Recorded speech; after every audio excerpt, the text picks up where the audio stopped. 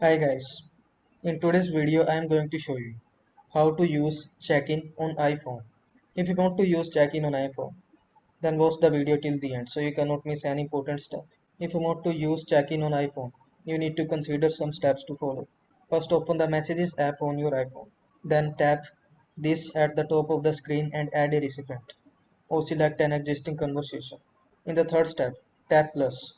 Tap More, tap Check-in, then tap Edit. In the fourth step, choose one of the following. When I arrive, specify your destination, how you are traveling, and add extra time if needed. Check it, monitor your journey, and notify your friend if your iPhone is not processing for an extending period of time, or if it is not reach your destination as expected. When you arrive at your destination successfully, the check is automatically complete and notify your friend that your iPhone has arrived. After a timer, specify a period of time, for example, if you are meeting someone new. If you don't end the check in before the time you set, check in notify your friend. In the fifth step, tap this.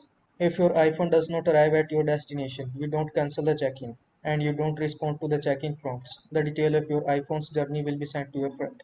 To change the details you want to share with your friend if you don't complete your check-in as expected, see choose what detail you share. Note: if you start a check-in and then lose service or your iPhone's power off, your check-in recipient may get a delayed or early notification and have the option to view the iPhone details you shared with them.